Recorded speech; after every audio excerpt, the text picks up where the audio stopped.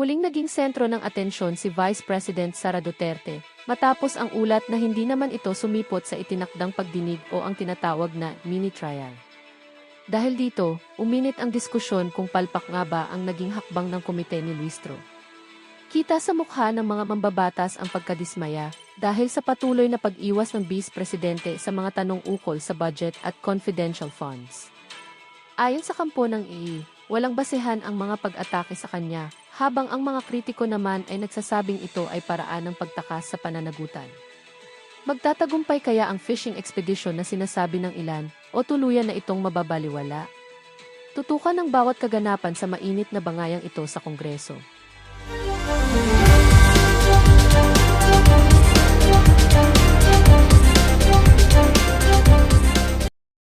Ang limitasyon ng ating papel sa yugtong ito. Hindi pa ito paghuhusga. Our task at this stage is simply to determine probable cause kung may sapat na batayan upang magpatuloy. As Congressman Benny Abante stated, sisilipin natin kung may usok. Yan si Benny Abante, mahilig manilip yan. Mahilig din magpausok yan. Oh, nakita na ng ating mga kababayan, di ba? Meron pa siyang sigar sa bibig. Mahilig talaga yung mama na yan. Anak ng tokwa. Pati ba naman sa hearing, pinapaandaran kami sa mga kahiligan niya. Pambihira talaga, oo. Dahil kung may usok, tungkulin nating hanapin kung nasaan ang sunog. During our last hearing, we formally recognized the complainants, Father Sabalia and his group, and of course, Attorney Cabrera. All of them were present, ready to face this committee and stand by their complaints. But there was one thing we could not ignore. Something that was right in front of us. The empty chair of the Vice President. Wala po siya nitong nakaraan. Oh. Habang nandito ang mga nagrereklamo, ang tanging humarap sa atin ay isang bakanteng upuan. Oh, yun na nga ba yung naratibo? Di ba? Yan ang naratibo. Di ba yung papakita nila yung bakanting upuan, hindi umarap si VP Sara. Yan ho ang naratibo. Ang bottom line ho dito mga kababayan, hindi require, hindi kailangan si VP Sara dyan sa mga kabalbalan nyo na yan. Kung gusto nyo pagdesisyonan na ma-impeach niya sa dyan, wala namang problema. Paakyatin na yan sa Senado. Kaso ang problema, parang walang boto doon. Kaya sulitin natin, squeeze natin kada patak ng pagpapahiya, panggigipit, lahat ng pwedeng ma-squeeze dyan sa House of Representatives, ibigay na natin lahat kay VP. Dahil pagdating sa Senado, basura yung impeachment na yan. Anak ng tokwa, star witness nyo, kriminal, palakpakan tayo mga kababayan. Ibang klase talaga itong mga ano na to. Oh. Tuloy. And yet, with or without the presence of the Vice President, with or without her cooperation, Yan. tuloy ang mandato ng komite. Yan. Tuloy nyo lang. Wala namang kumukontra At umusad nga ang ating pagdinig noong araw na iyon. First, we formally received subpoena documents, all of which are now part of our record. Yan. Second, we heard a statement of Ramil Madriaga, Yan. who testified for the very first time in a public hearing. Through his supplemental affidavit, we were confronted with a staggering allegation that confidential funds were spent, not just in 11 days, but were purportedly disposed of within a mere 24 hours. Hindi 11 araw sa halip Oh. 24 oras. Oh, yung 1 trillion na ninakaw sa Kaban ng Sambayanan sa pamamagitan ng mga maanumalyang flood control project. Ilang taong ginastos? Trillion yun, brad, ah. Brad, trillion yun. I-divide natin sa 3 taon at i-divide natin sa kung ilang taon ng ilang araw ang isang taon. Alam mo ba ilan ang kalalabasan doon? Baka magulat ka dyan. Baka, di ba? Baka mabulaga ka kung gaano kalaki yun. Oh, sa loob lang ho ng 3 taon, trilyon ang nanakaw ng administrasyon ni Marcos Jr. Pero hindi big deal sa kanila. Pero okay lang yun sa kanila. Di natin sinasabi na hindi pag-usapan yung impeachment. Pagbotohan nyo na yan, saka natin pag-usapan yung mga kabalbalan ng amo nyo na si Marcos Jr. Pihira ka. Milyones na naubos Oh. sa loob lamang ng isang araw. Tapos Mabigat ang mga sasabihin nyo yan, impartial kayo. Sasabihin nyo yan na, kumbaga, binibigyan namin ng pagkakataon itong si VP Sara. Hindi ganyan umasta ang chairperson pagka sinabi nila na impartial sila. Yan pala nakikita na kabayasan nyo. Paano kayo dadalo ni VP Sara? Para kayong mga siraulo dyan. Pabihira, oo. Ito yung pagdinig na ginagawa nyo na yan, para yan doon sa mga Pilipino na mabilis mauto. Uto-uto. Madaling mabudol.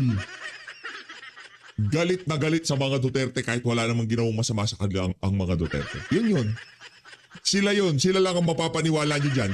Gullible, uto-uto. At yung mga galit na Pilipino sa mga Duterte na wala namang ginawang masama sa kanila, ang mga Duterte. Sila lang ang mapapaniwala nyo. Maliban doon, anak ng toka, kaya hindi bumibenta eh. Kasi iilan na lang yung mga uto-uto. mga binitiwang salita Oh. ni Ramil Madriaga. Kalmahan At mo lang. minsan pa siyang Kalmalicious. naiyak. Wow.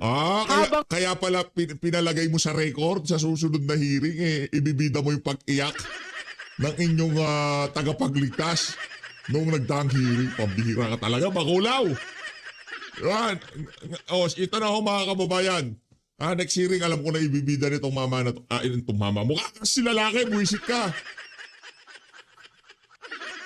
Lalaki na Pilipiniana.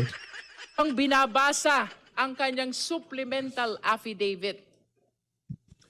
To back his words, Back mo. he signed a bank waiver to prove that he has nothing to hide. Akala ko pa naman to prove na merong pumasok na pera na galing sa mga Duterte sa kanya, pambira. Nothing to hide lang pala anak ng Petra Garapata. Ano pang i-hide dyan? Nakakulong siya, madam. Wala na siyang i-hide. Nakakulong ngayon siya sa kasong kidnapping with matching murder, During one exchange, Yaka. Congresswoman Janet Garin Amo recalled the Formally controversy and could not hide her frustration upon hearing Ramil Madriaga's allegation that the Vice President's campaign may have been financed by Formally, Wow. an assertion that if proven further deepens the seriousness of the issues now before this committee. Third, and with the help of Congressman Joel Chua, we have adopted the records from the Committee on Good Government and Public Accountability Adapt lang ng adapt. that the Gusto nyo pati si Madriaga i-adapt. testimonies of various resource persons regarding the Ano natawa, ang hirap dito.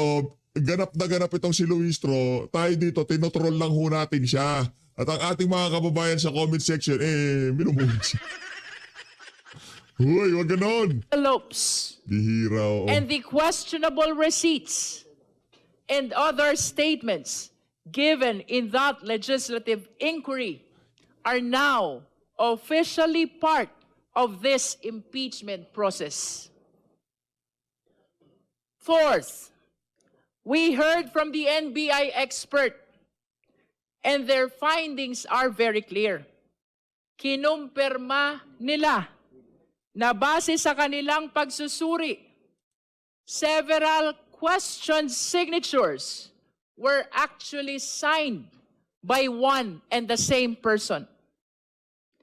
This proves that there was a pattern, and it raises even more questions about who was really behind these documents. Magkakaiba ang mga pangalan, ngunit iisa ang perma. I will repeat. Magkakaiba ang sasabayan pa kita ha. Sasabayan kita para talagang ganap na ganap tayo dito sa PH Update ha. Para maraming mauto. Kasi walang nauuto eh. Kailangan natin suportahan itong si Baculaw. Kasi pagka hindi natin sinuportahan yan, wala nang naniniwala dyan eh. Diba? Oh. Pangalan, ngunit iisa ang perma. Ang pirma. Yan o. Yan ha. Baculaw, wag mong sasabihin din kita sinusuportahan dito sa PH Update. Langya ka. Fifth, we heard from a representative of the PSA who confirmed that several personalities appearing in the records have no corresponding entries in official civil registries. Natural, mga peking pangalan yun eh, mga Jando yun. Ano, paparehistro mo si Jando? Ulo ka? Langya ka, Baculaw. Jando yan. Pupunta kayo ng PSA para maghanap ng pangalan ng Jando. Mary Grace Piatti, hahanapin nyo Mary Grace Piatti. Baka murahin kayo ng PSA. Kabilang naman, dito, ang kontrobersyal na pangalang Mary Grace Piatos. Mary Grace Piatos. Mary Grace Piatos, palakpakan. Yung huling bumanggit ng pangalan na yan, nagurgur na. Si Akop. Kung hindi pinaandar ni Akop yung mga kabalbalan niya noong mga panahon na yon. Sinabi na nga Mary Grace Piatti. Sabi na ng Koba, Piatti ho. Pinagpilitan pa rin niya Piatos. Kaya mapahanggang sa ngayon, itong si Baculaw, Piatos pa rin. Brad, dahil mukha ka rin lang ng mga lalaki, Brad na tawag ko siya. Brad, yung huling tumawag na Mary Grace Piatos dyan sa Mary Grace Piatti na yan, patay na. Kaya mag-ingat-ingat ka. Kaya ako, pagka binabanggit ko Mary Grace Piatti ako hindi Piatos. Diba? Hindi Mary Grace Piatti. Patay sa kanilang verifikasyon ay walang umiiral na PSA record. Si Mary Grace Piatos ay wala sa data ng PSA. Kasi nga Jando yung mga yan. Mga fictitious name. Hindi totoong pangalan. Ngayon, pagka nagpunta kayo sa PSA para hanapin niya, para yung mga siraulo. Ito na nga nangyari. Para kayo mga siraulo. Sixth, we heard from Attorney Gloria Camora of the COA.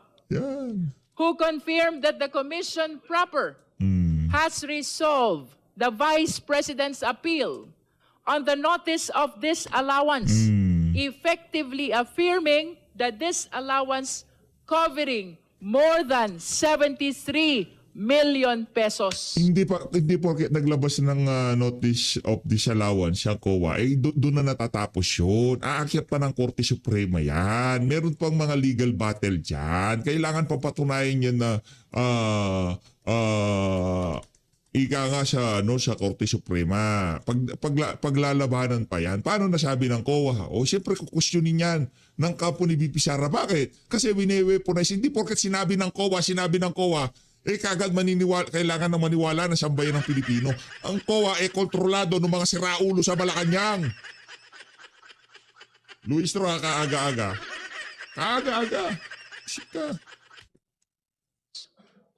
She further disclosed that the COA has issued 3 additional notices of disallowance, indicating continued deficiencies in compliance. These developments lend significant weight to the financial irregularities under examination. As noted by Congressman Chel Jokno and Congressman Antonio Tino, this effectively render the Vice President liable to return all these amounts. 73 million pesos Oh. plus 375 million pesos to the National Treasury. Ang Vice Presidente ay may pananagutan na ibalik ang 73 million plus 3. Kailangan ho talagang idiin dyan itong si Baculaw. Kasi maya-maya mag-aalis yan ng manunood dito. Kaya kailangan dito pa lang sa opening salvo, ilatag na nila lahat ng kabalbalan nila. Pero sa bagay, wala naman ho naniniwala sa ating mga kababayan, sa mga kalokohan ng mga congressman na yan, na aso ni Martin Romualdez na nangangarap na maging presidente. Napanood nyo na ho ba yung video? O, panoorin nyo ho yung huling video natin bago to. Si Martin Romualdez, binalagbag ho natin. 175 million, total of 448 million sa ating National Treasury. And when we heard all these resource persons, the committee will note that while I disallowed certain probing questions to ensure fairness, I nonetheless permitted all inquiries that sought to clarify the truth. On that note, the records will reflect that the arguments regarding the difference between credibility and character, as well as the confusion between page numbers and dates, were stricken from the record. We have done this to maintain the integrity and order. Parang meron namang integrity and order yung injust. Ito talaga. O yung mga uto-uto at gullible, paniwalaan nyo, nakapik na yan. Iniimbitahan ko kayo na maniwala sa mga kabalbalan ng ali na yan. Mama na yan. Of these proceedings. Sa kabuuan, what we saw was not a single piece of evidence, but a body of evidence. Tadi. Hindi pa isa-isa, kundi magkakaugnay. Yan, no. But after the hearing, the story did not end there. Oh. Sa katunayan, doon pa lamang nagsimula ang mas malakas na ingay sa labas. Marami ang nagulantang. Marami ang nag-react. Oh. The hearing became the subject of headlines. Yun naman talagang target. Yun din ang instruction sa mga mainstream media na kontrolado ng mga siraulong politiko na gawing viral. Kaso ang problema, doon pa lang sa painting ni Madriaga, nagkagulo-gulo na, di ba? Oh. Sa lahat ng statement ni Madriaga, ang totoo lang na sinagot ni Madriaga dyan, pirma mo ba to? Yun lang ang totoo. Pangalan mo ba, Ramil Madriaga? Totoo. Nakakulong ka ba sa kasong kidnapping with murder? Totoo. Yun lang ang totoo sa sinabi ni Madriaga sa lahat ng yun. Maliban doon, wala ko tayong mapapaniwalaan kasi sinungaling yun, nakakulong yun. Polluted witness. Yeah. Discussions, statements, particularly from the Vice President. However, it is worth noting that instead of addressing the core issues, the focus shifted to a peripheral matter, ang academic performance umano ng Vice Presidente nung siya'y nag-aaral pa. Oh. Samantalang, ang mas mabibigat na usapin tungkol sa confidential funds, sa mga dokumento. Kasi yung confidential fund, pinag-uusapan sa mga tamang forum, kagaya ng COA, doon pinag-uusapan. Sinasagot yan doon. Pero yung academic performance si BP, ano ka ng tawa? Isang beses niya lang tinikang bar exam. Di ba? Isang talagang ginalingan yan. ginanapan niya na maayos yung trabaho niya bilang estudyante, bilang bartaker. Bartaker. Di ba? Tapos bigla siyang ginanon, talagang magagalit siya. Pero yung confidential fund, sinasagot nila. Yung iba mga asunto, sinasagot nila. No. Yung impeachment, sasagutin nila. At hindi dyan sa, na yan, dyan sa walang yung injustice committee na yan. Kasi walang kwenta yan. Kung sasagot sila sa Senado, kaya bilis-bilisan nyo na, naiinip na kami. Yan kayo. Sa mga transaksyon ay nananatiling hindi direktang nasasagot. Di kailangan sagutin. Kumbaga, sa 100 ebidensya, Luis Tro, siguraduhin mo yung ginagawa mo na yan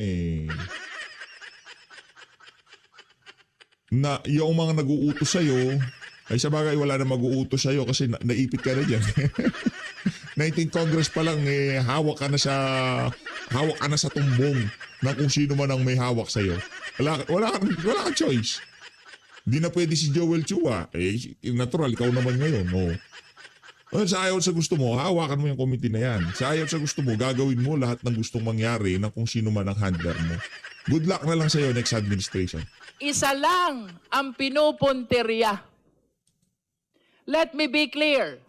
Clear. This committee will not take anything at face value, Will not. whether said inside this hall or outside of it.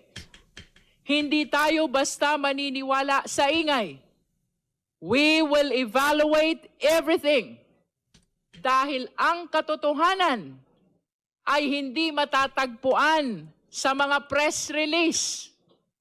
Ito ay nakasandal sa mga dokumento Yan. at sa mga salaysay na sinumpaan. Yan. No. Sa totoo lang, Tapos sasabihin nila, ano sila dyan, fair lang sila.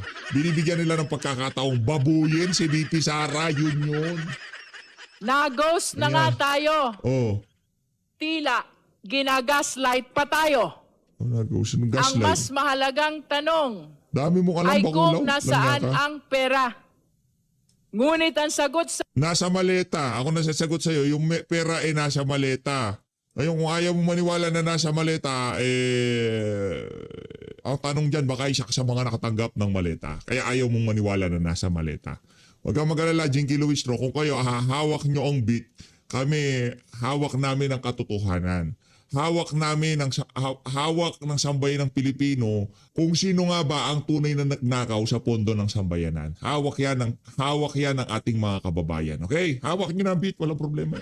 Hawakan niyo, huwag niyo bibitawan ha. Pagka binitawan niyo yan, nakanato mayayari kayo. sa atin ay tungkol sa grado sa kolehiyo. And the worst part, this explanation is not being made here, but everywhere else. Ang gusto natin ay testimonya sa ilalim ng sumpa. Sumpa. Pero ang ibinibigay sa atin, press release at content sa social media. Again, let us be clear. Hindi tayo basta maniniwala. Ito wag ka maniwala. We will evaluate everything. Madriaga's testimony, COA documents, NBI findings. Pagka pinaniwalaan nyo yung Madriaga testimony, talagang kumpirmado. Kayo na ako mag-comment sa baba. Pagka pinaniwalaan nyo yung Madriaga testimony, ibig sabihin kumpirmado. Anong kumpirmado, PH? Anak na to ka. Kumpirmado, sila ay mga ulo. PSA certifications. Lahat ng ito ay kailangang iharap dito. Dito. Suriin. Dito. Timbangin. Timbangin. Dito. Pero dapat dito. Humarap ang kailangang humarap. Manumpa at magpaliwanag. Yan. Dito. Sa committee ito. Yan. Bahala ka dyan. Bakulaw ka. Because this is the proper forum. Proper forum yan. Hindi sapat ang magsalita sa labas. If there's anything to clarify, The best and the only place to do that is here, before this committee, under oath and on record. And that brings us to today. Ngayong April 22, malinaw, the work of this committee continues. Ang mga isyong inilahad ay hindi natapos noong nakaraan. Yan.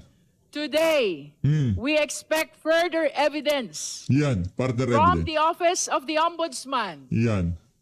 from the Bureau of Fishing expedition ho talaga ha. Fishing expedition ho. Internal Revenue, from the Securities and Exchange Commission, and especially from the Anti-Money Laundering Council. We also anticipate testimonies that will help contextualize the data before us, and that includes from former Senator Sonny Trillanes. Kung mapapansin ninyo, ang pag-uusapan natin ngayon, mga numero, Yan. SALN, Yan. Saan? tax records from BIR, Tax records yan. reports Oh. from AMLC. Hmm. This is the part where the numbers have to be studied, compared, analyzed. And numbers, take note, unlike people, numbers do not have motives. Numbers do not lie. Again, numbers do not lie. At dito po, nagiging mas mabigat ang usapan. Because when we speak of numbers, we are no longer dealing with opinion, spin, or even narrative. We are confronting cold, unyielding facts. Hindi ito napapakiusapan. Hindi ito natatakot. Hindi ito napipilit magsinungaling. A number either matches or it does not. Yeah, it does not. At higit sa lahat, hindi po ito basta numero lamang. Pera ito ng taong bayan. Pera ito ng manggagawang Pilipino na araw-araw kumakayod, ng pamilyang nagtitipid para makabayad ng buwis, ng bawat Pilipinong umaasa na ang kanilang ambag ay napupunta sa tama. A peso is either accounted for or it is missing. At kapag pinagsama-sama ang mga numerong ito mula sa SALN, BIR, AMLC, they begin to tell a story which no press conference can rewrite, Yan. no diversion can erase. Because numbers, once laid bare, speak with a clarity that cuts through noise. And when they point to a discrepancy, they do not whisper. They demand to be answered. Yan. Kung ayaw magsalita ng tao, Oh. kung ayaw humarap ng vice-presidente, Oh. hayaan natin na ang mga numero Oh. ang magkwento. Yan. Yan kwento. Yung kwento walang kwenta. Hirap ganap ka tapos yung mga makikinig minumura ka.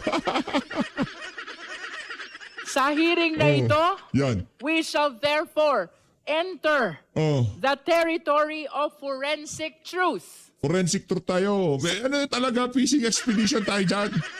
Wala ebidensya eh. Fishing expedition tayo. Forensic tour Sa tayo. pamamagitan ng mga numerong ito, Yan. malalaman natin Oh. ang tunay na pagkatao sa likod ng posisyon.